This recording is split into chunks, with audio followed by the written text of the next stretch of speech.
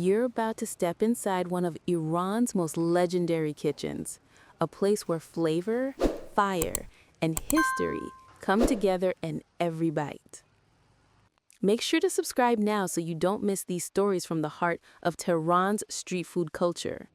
And tell me in the comments, what's your favorite local dish where you live?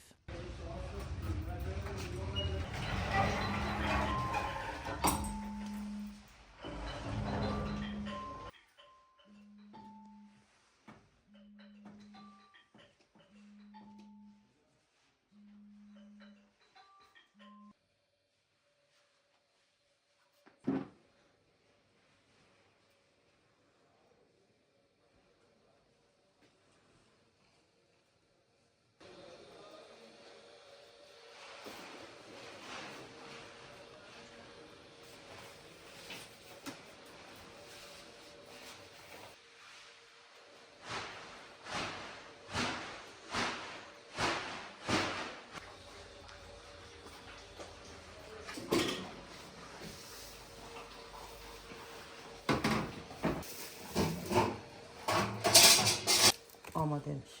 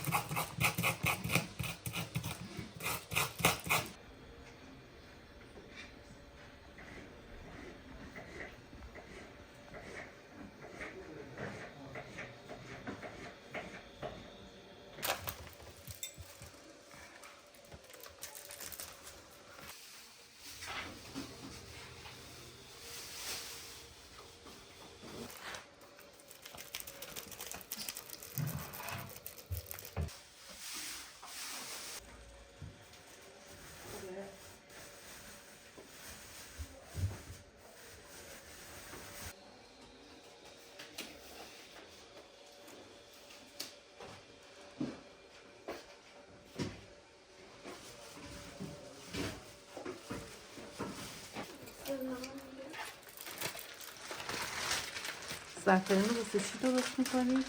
برای مرغ و برنج آماده دار.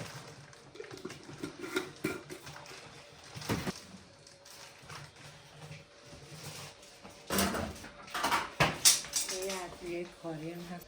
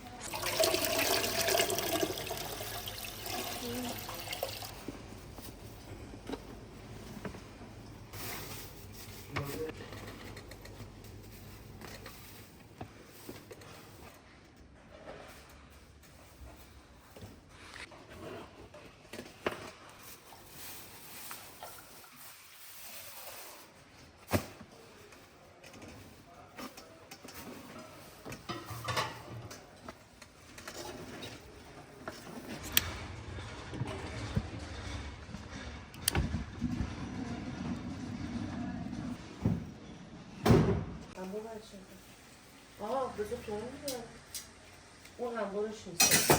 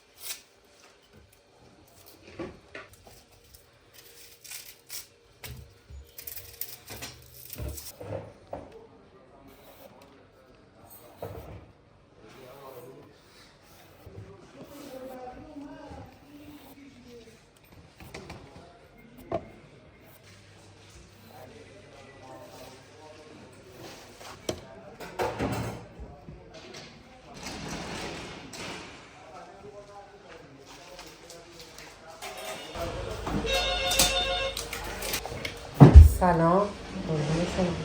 سلام. آقای مرادی. آقای مرادی یه چند دقیقه طول میکشه ها. باشه چشم. یه نفره میخواستین؟ باشه چشم. خدا نگه. این سیتونه میخواه. این نیست کنم؟ نه. نیست لازم. بدو. آب برو ببین اون کارخانه چی؟ کارخانه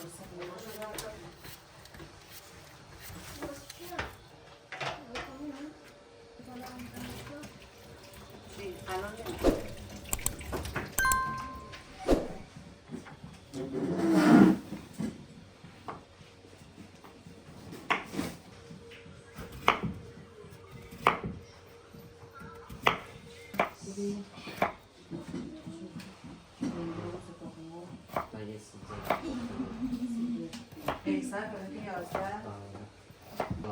سلام صبح بخیر.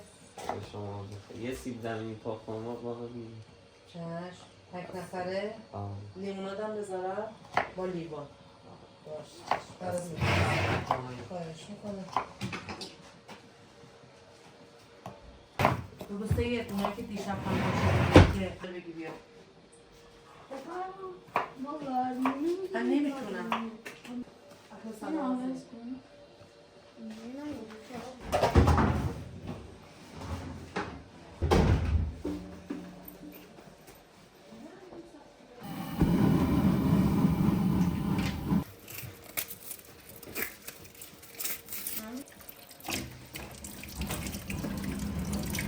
مادر یه نعمت. درسته؟ قدر مادراتون رو بدونید که اگه یه روزی نباشن دلتون میسوزه.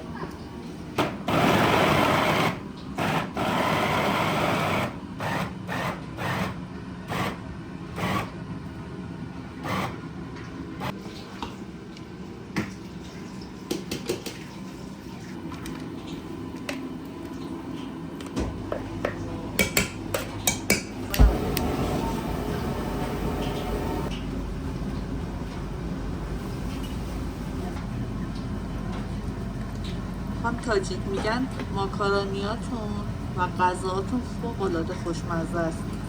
لطف دارم، اونایی که میگن لطف دارم. رمز و رازی داره؟ نه رمز و راز خاصی نداره. میگم آموزشه که از مادرم خدا بیامرز دیدم، چیزایی که میریخت توی غذاش منم همونو میریزم، به نیابت اینکه خوشمزه بشه، به نیابت بچگی غذاهای خوشمزه‌ای که میخوردیم الانم بتونم درست کنم، هم به پسرم بدم، همین که به آدمایی که میان اینجا غذا سفارش میدن. امیدوارم که همه پسندشون بشه. انشالله.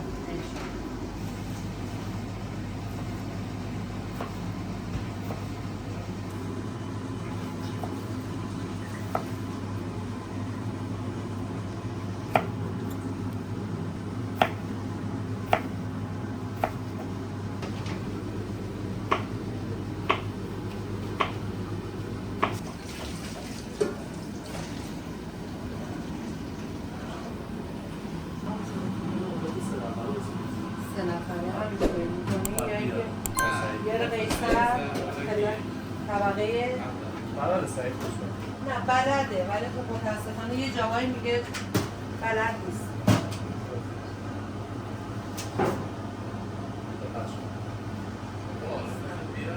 آره اونجا حساب کنم طبقه همکف یا اول؟ همکف ولی من حساب دارم تعداد که املت سه نفره بود. عالیه، غذاش عالیه. یک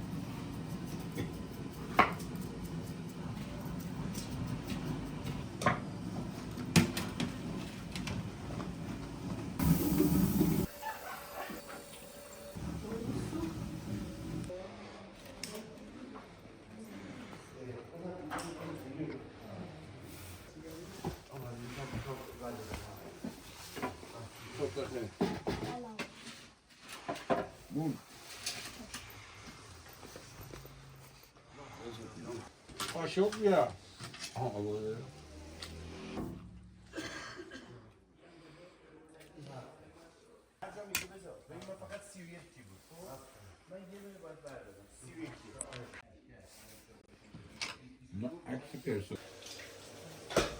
دلمه‌ای هم به صورت نگینی خورد شدن.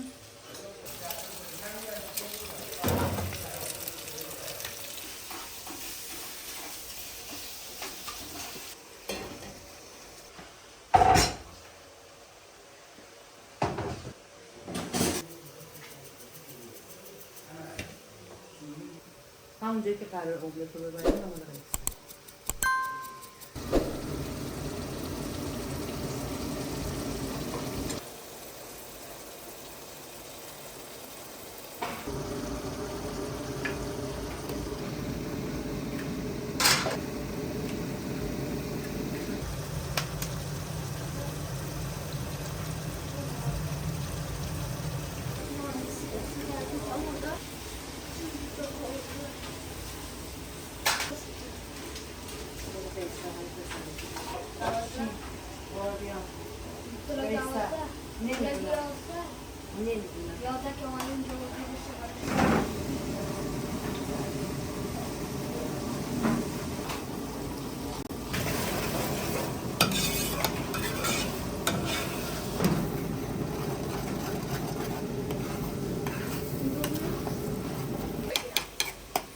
چند تا گرفتی؟ 12 تا همیشه دیگه.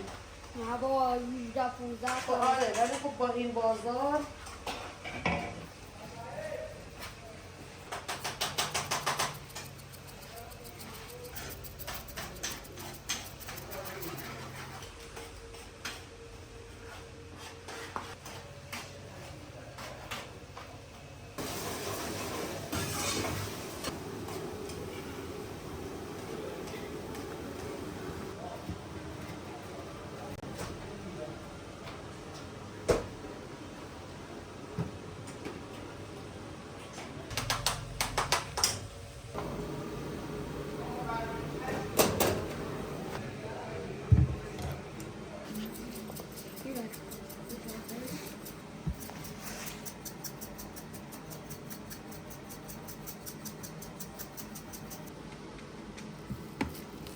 کار بکنیم.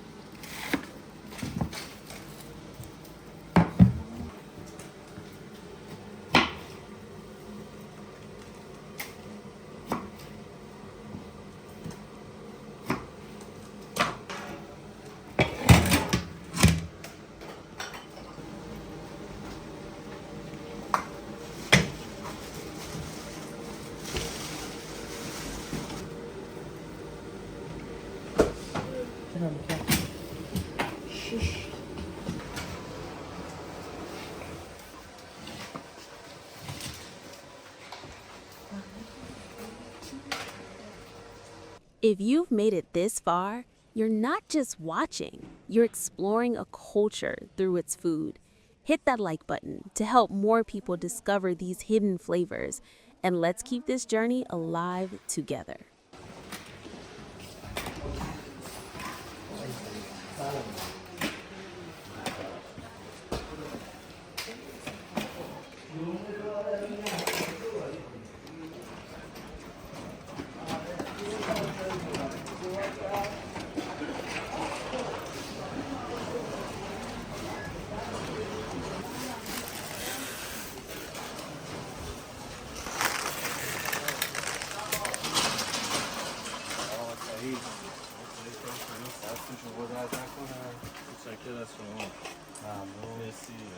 خدایی املتاتون عالی.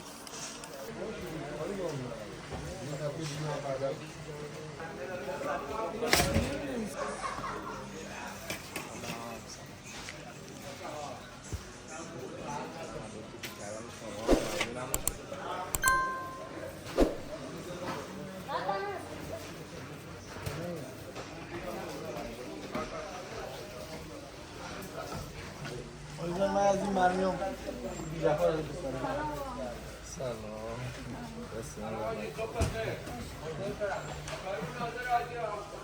هرچی تو بیا بگی.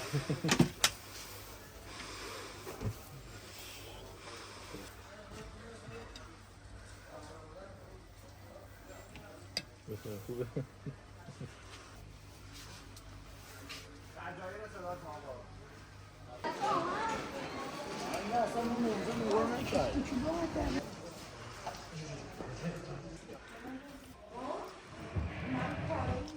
این بیشتر خورده.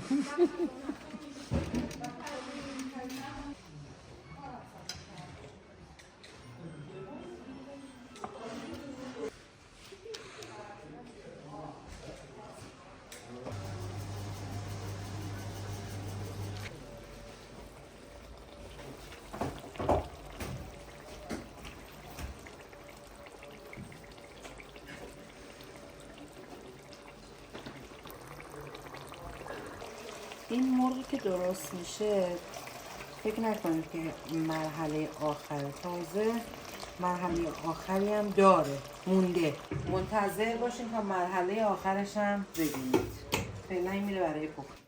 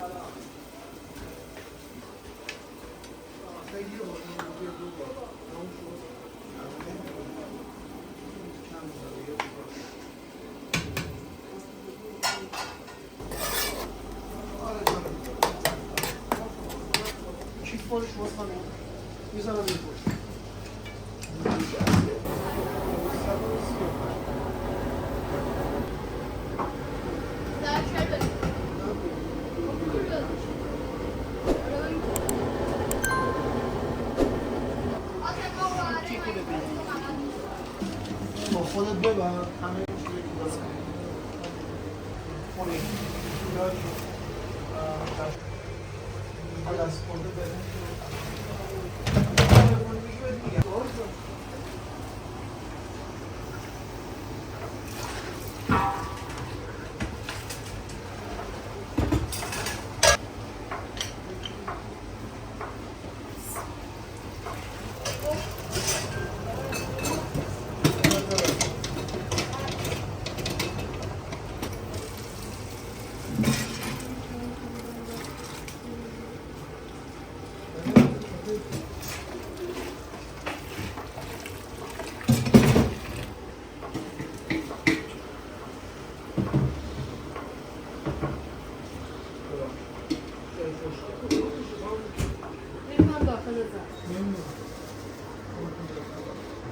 چه تدیکی بشه این تدیک.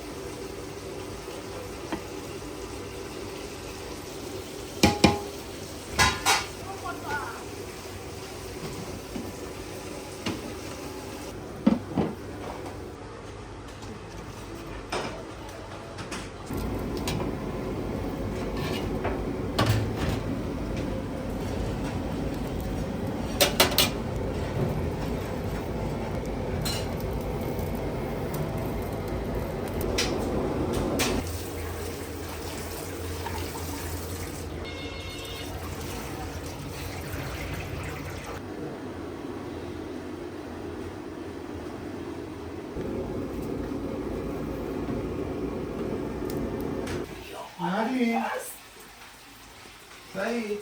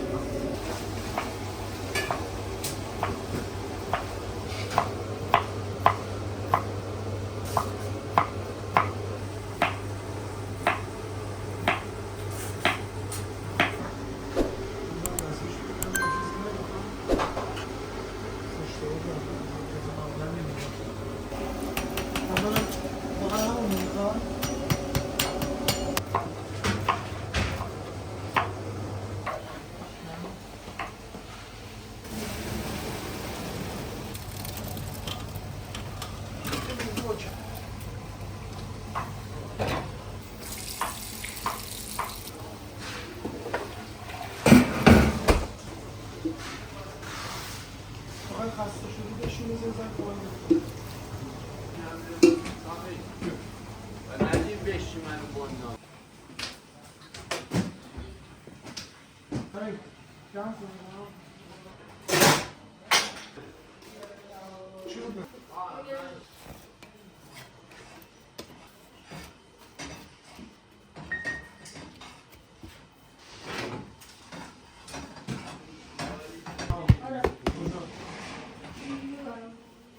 خودم بلد نمی‌فهمم. تو بلد می‌بینی اگه این بازی‌ها تو در نمی‌بینی بالا سر باشی این که می‌بینه هر وقت که می‌بینی اینجوری تو که من ترمندارمش از صبح میانه من نمیدیم.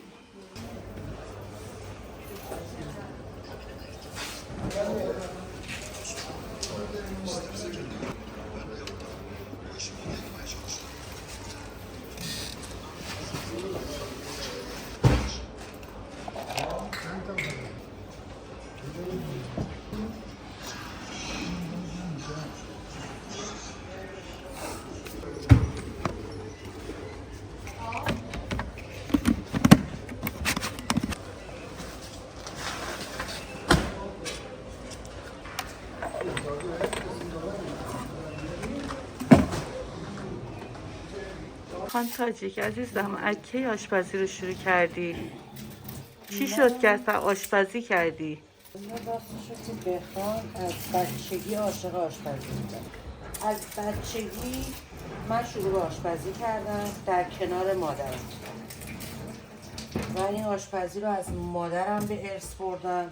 حالا اونایی که دستپخت ما رو دوست دارن خوردن میدونن که چجوریه. من مادرم چند سالی فوت کرده، سال 1400 به رحمت خدا رفته. خدا بیامرزتشون. ممنونم عزیزم. پدرم که تو بچگی از دست دادم و اینکه عاشق آشپزی. یاد دورانی میافتم که در کنار مادرم وای میستادم و نگاه میکردم.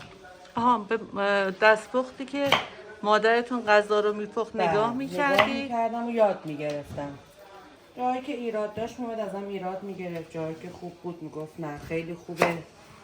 چند سالت بود این کار کردی؟ من فکر میکنم 10 سال من آشپزی رو شروع کردم.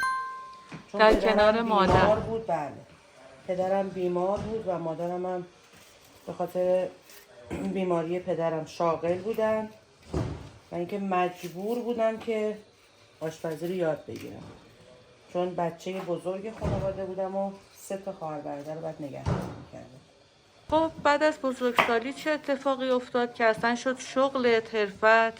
من خب برای مجلس‌های خودمون که تعدادمون بالا بود همیشه آشپزی می‌کردم، ولی از سال 1400 که مادرم به رحمت خدا رفت بیمار بودن؟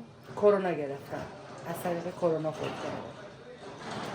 یه مسجدی بود ما اونجا خادمی می‌کردیم و اینکه در کنار دوستان یه موقع غذاهای تعداد بالا هم درست می‌کردیم. همین بازار یا نه؟ نه، توی خیابون وحدت اسلامی، شاپور.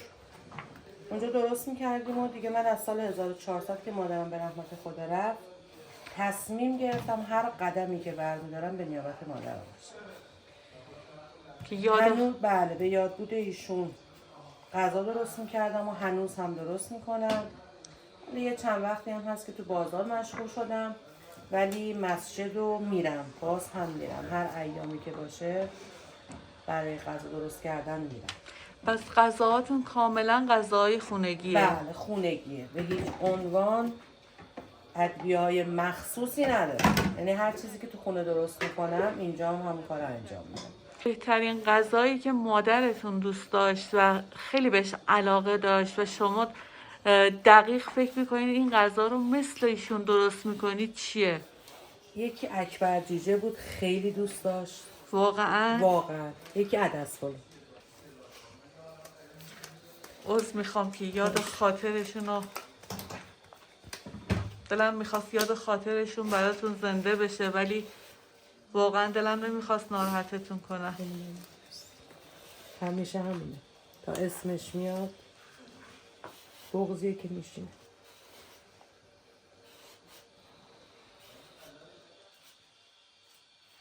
پس اکبر جوجتون دقیق مثل مادر؟ بله، ولی خب بازار تا به حال درست نکردم، همیشه خونه به یاد بودش درست میکنم.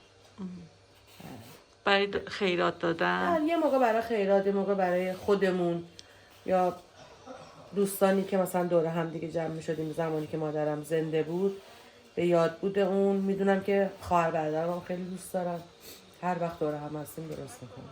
خاطری از مادر دارید حین آشپزیایی که میرفتید؟ بله، خاطره که زیاده.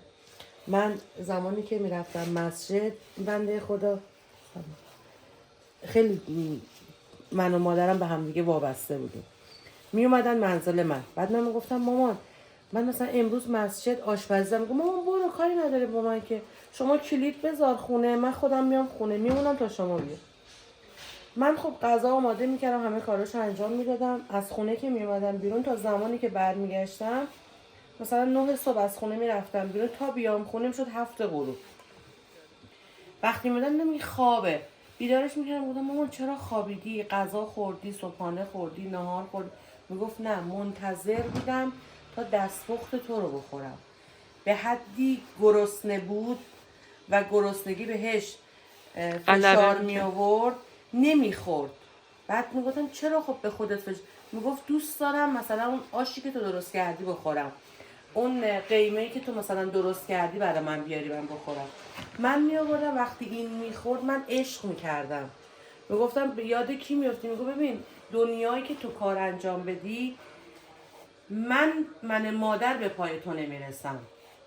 بعد میگفتم خب من آشپزی رو از تو یاد گرفتم. میگو باشه تو حتی اگه یه آبم به جوش بیاری اون آب خوردن داره. اونم چون مادر بود و دلسوز بود و اینکه دوست داشت یه همچین حرفایی رو بزنه من بچه ذوق بکنم. شاید یه همچین چیزی بوده ولی خب الحمدلله تا الان هر کاری که کردم کسی ناراضی نبوده. پس رابطه احساسی خیلی قوی بین خیلی. شما و مادر برقرار بود. خیلی بیش از اندازه من و مادرم به هم دیگه وابسته بودیم. ببخشید نه خواهش میکنم. فکر میکنم ضربه خیلی سختی خیلی ضربه سختی به من وارد شد واقعا. من فکر میکنم حتی زندگیم هم از دست دادم. هنوز که هنوزه اون روحیه‌ای که قبلا داشتم و بر نمیگرده دیگه برای من. تا اسمش میاد ناخودآگاه اشک من جاری میشه. هیچ کاری هم ازم بر نمیاد چون میگم اون که رفته جایگاه خودشو داره. اینجاست که من سوختم. تو خونه این اتفاق افتاد؟ نه داخل بیمارستان. چون خیلی از بیمارایی که مبتلا به کرونا شدن از عزیزانمون از دست دادیم تو این اتفاقاتی که افتاد. بله. واسه همین پرسیدم مادرتون در منزل این اتفاق براش افتاد یا بیمارستان بودن؟ نه مادر من توی بیمارستان اتفاقات و اینکه از کرونا ترسید. خیلی میترسید. آدمایی که ترسیدن اکثرا جونشون از دست بعد دادن. زمانی هم که مثلا کرونا اومد کرونا وارد کشور شد همیشه میگم ببین من اگر بخوام بمیرم از طریق کرونا میمیرم. کرونا منو میکشه. همیشه بودم این حرفا چیه؟ چرا مثلا این کارا رو انجام میدی؟ چرا این صحبت‌ها رو میکنی؟ میگفت من میدونم کرونا یه روز من از بین میبره و همونم شد. پلاسما درمانی شد یا نه؟ نه یه سری داروهایی که به قول گفتنی خود دکترها تجویز کردن بهش تزریق کردن و در عرض 17 روز تموم کرد و اینکه 4 تا بچه رو داغ داد چون هم پدر بود هم مادر. انشاءالله هر کی پدر مادر داره قدرش رو بدونه چون خیلی سخته پدری بی مادری خیلی سخت. الهی که همیشه یاد خاطرش در ذهنت بمونه و نمیدونم واقعا چه حرفی باید بزنم. خیلی ولی همین که دستپختش و دستاورداش و آموزش دیدی و الان میتونی ازش استفاده کنی و به قول خودت هر غذایی که درست میکنی یاد و خاطرش تو ذهنت میاد و یه فاتحه نثار روحش میکنی. درست. همینا واقعا ارزش داره و مادرت واقعا باید بهت افتخار کنه انشاءالله. که دختری مثل شما داره که آموزه‌هاشو هنوز ازش استفاده میکنی یا غذا درست میکنی و مردم از اون غذا میل میکنن و لذت میبرن. انشالله که همه راضی باشن و اینکه بتونیم یک کاری رو برای مردممون انجام بدیم.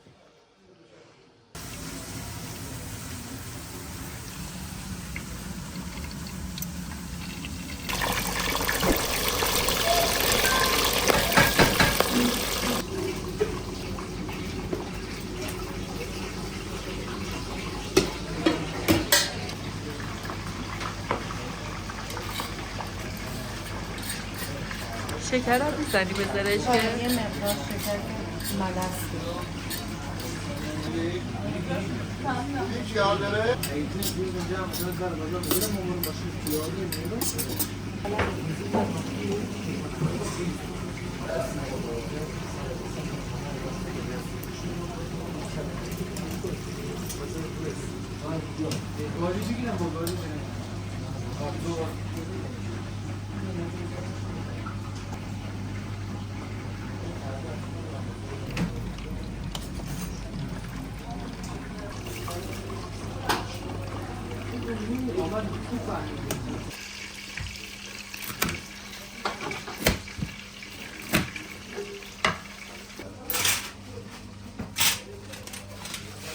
دارم مثلا یه دونه ماستودی یه قربانی که مثلا 3 تا کم ایرانی پشت 6 تا بالا خودش میذارم بستتون 6 تا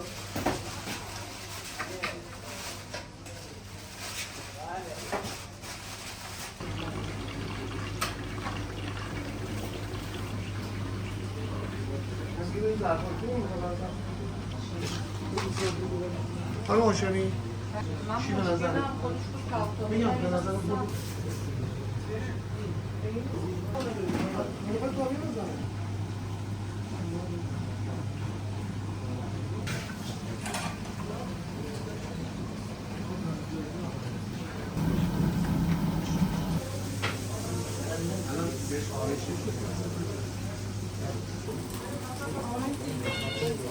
چی؟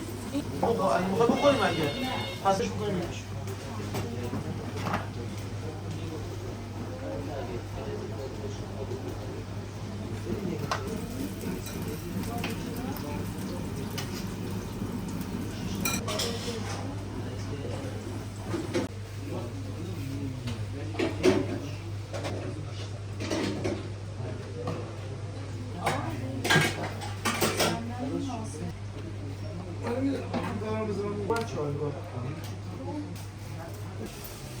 یه دونه ببرم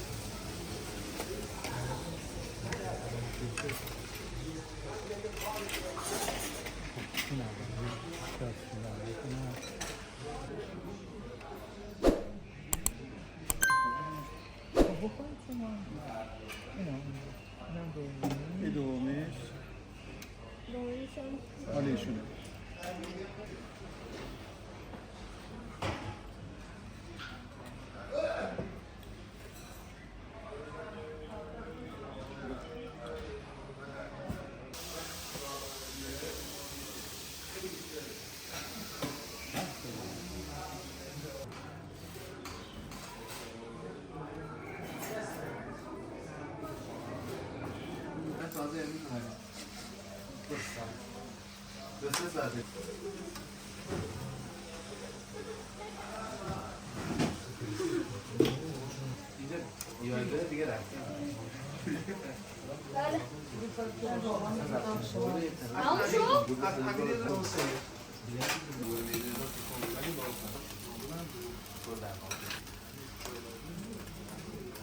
من نمیبینم اینجا که قابل من آقایونه بفرمایید بچه میونه بغل دست خودتون که اینو بذار داغ بشه اونو برام چند تا میشه خودم دادم از دست خودی رو الان بمیشه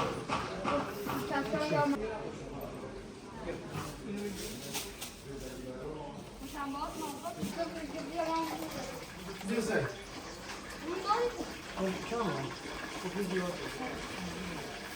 سعید بیا فتویرم ببر کی؟ بذار من برم کمک ما هستی بیام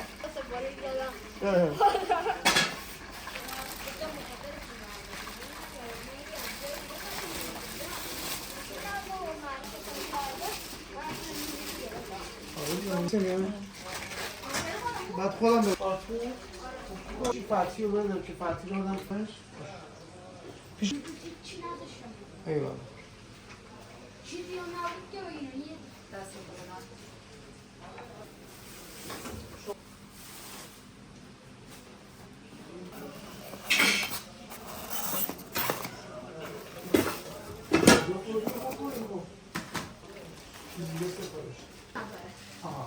باشه اینجا بذارم کج نمیشه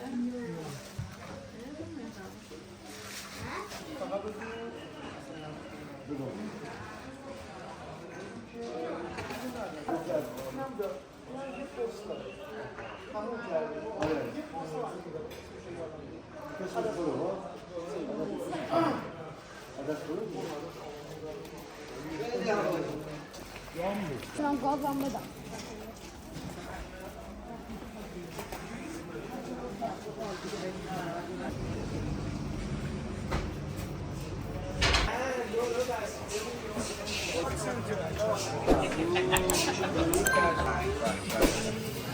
چه کردی؟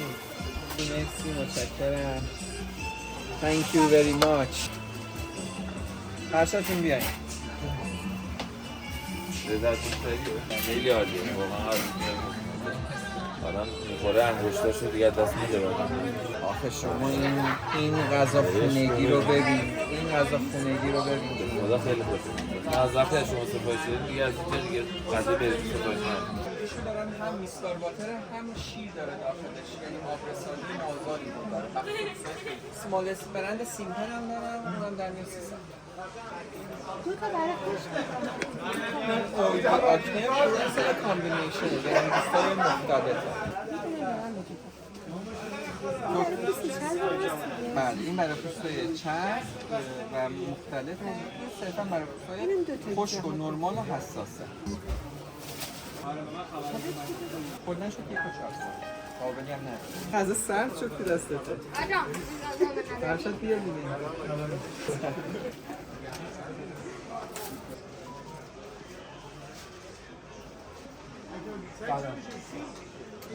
واقعا خوشمزه. عالیه واقعا. من در حالا من لقمه میگیرم، نگاه کن اینا ببینن عشق کنم.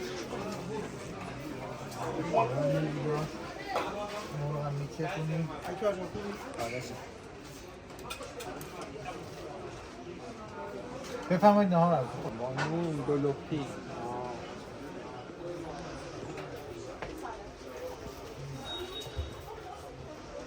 مرسی که واقعا هستی.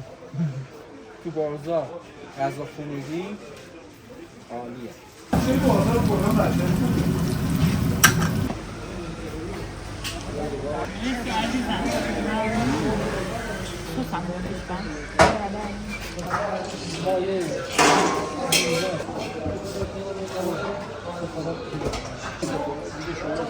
کرج داریم. یه موقع کرجی سلام سلام حال شما؟ سلامت باشید.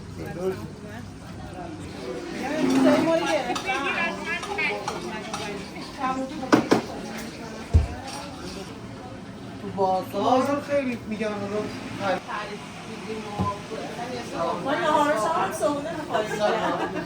بچه‌ها بزنید که من تو خدمت می‌کنم.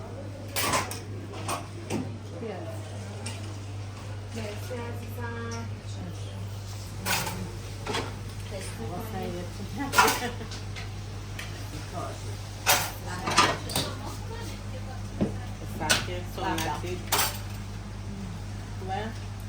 عالی. چی میخوام؟ من دیگه حرف نمیزنم، میخوام غذا بخورم. بفرمایید.